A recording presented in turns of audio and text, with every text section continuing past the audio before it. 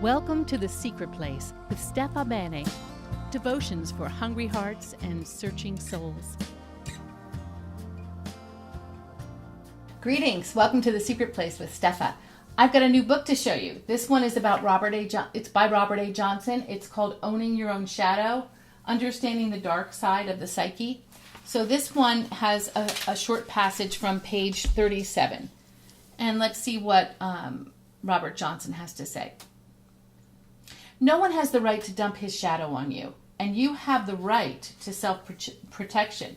Still, we all know how easy and how very human it is to have these attacks. At times, the conscious observer in us stands back and says, "There, but for the grace of God go I." Carl Jung used to say that we can be grateful for our enemies, for their darkness allows us to escape our own. Heaping abuse does great damage, not only to others, but to us as well. For we project our shadow, when we project our shadow, we give away an essential ingredient of our own psychology. We need to connect with this dark side for our own development, and we have no business flinging it at others, trying to palm off these awkward and unwanted feelings. The difficulty is that most of us live in an intricate web of shadow exchange that robs both parties of their potential wholeness. The shadow also contains a good deal of energy, and it is the cornerstone of our vitality. A very cultured individual with an equally strong shadow has a great deal of personal power. William Blake spoke about the need to reconcile these two parts of the self. He said we should go to heaven for form and to hell for energy, and marry the two. When we can face our inner heaven and our inner hell, this is the highest form of creativity. Yeah, I bet I don't have to convince you, any of you that are listening, that you have an inner hell.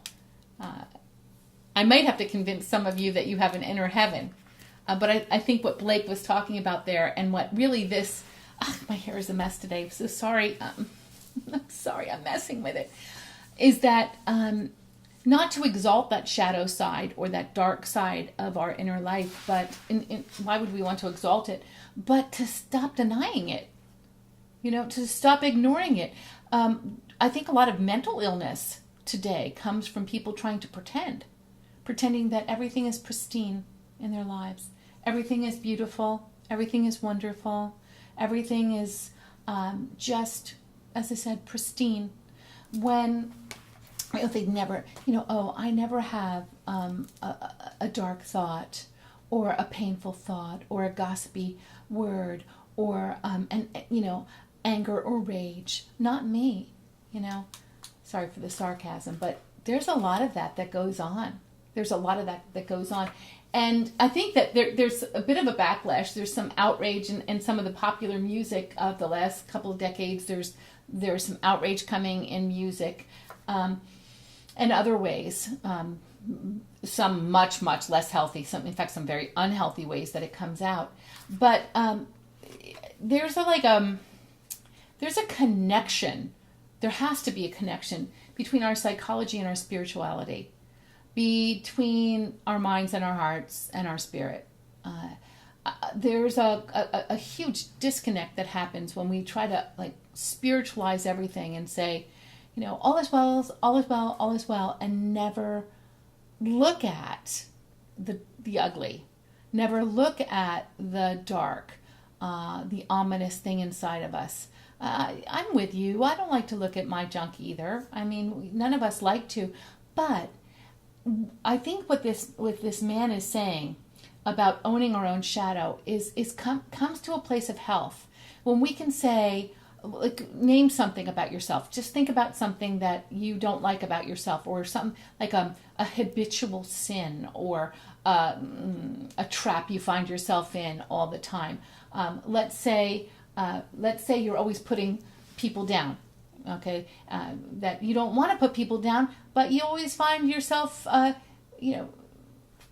quietly to yourself. Let's say you don't even share it with somebody else, but you're always thinking the worst about everyone. And you know that doesn't do any good. And you don't like that about yourself. But instead of addressing it, you just kind of shove it down there. Just shove it down. I think owning your own shadow is about saying, here's my heart, God. Here's what's inside of me. take a look. I know you see it anyway. Let's look at this together and help me accept myself for who I am and give myself to you to be transformed. To be transformed. Sometimes I think the place where psychology falls and fails is it's not usually transformative. It helps us maybe put a finger on what's wrong or faulty thinking or addressing bad habits or abuse or things that we need to address. But spirituality, the spirituality of Jesus Christ, of being a Christian, involves transformation. And so whether it's through psychology and counseling or through prayer or however you figure out that shadow side, it's then taking that shadow, taking that darkness and saying, search me, O God, and know my heart today. Make me new. Change me over. Transform me. That involves work. That involves work. Not fixing ourselves, but asking the Lord to give us the ways to transform us. And He will. And He does. Oh, He does. He does. I said before that I think in the beginning of the year I was going to talk a little bit about the Enneagram, which I haven't yet in the last month or so, because that is a great tool for transformation. It's so different than any other kind of personality typologies like the Myers-Briggs and all those kinds of things, because it doesn't just help us identify those shadows and blind spots, but then it gives us a route and a way to towards transformation, what I would call transformation, what the Enneagram calls growth track, or a way to grow. If you haven't looked into that yet, I think I'm going to next time I'll bring some resources for you. Beatrice Chestnut, Richard Rohr, who else? There's some really good, Helen Palmer, there's some good teachers out there. Alice Freiling is a good one. To look into some of those resources and books for you. But if you're not interested in the Enneagram or looking at a tract for growth that way, just know this. You don't have to live and dwell and sit in your shadow and sit in the darkness. Just be honest with God about yourself. Be honest with yourself about yourself. And it's good to be honest with at least one other person about yourself. Starting with honesty. That is perhaps the honesty and a humble heart. Starting with honesty is perhaps the greatest tool towards transformation.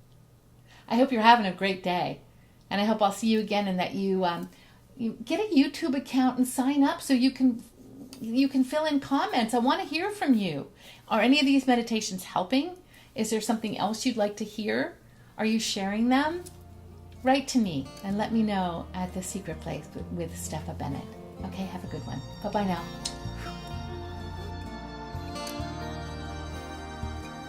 Breathe, listen, and receive. Take a moment to soak it all in. Until next time.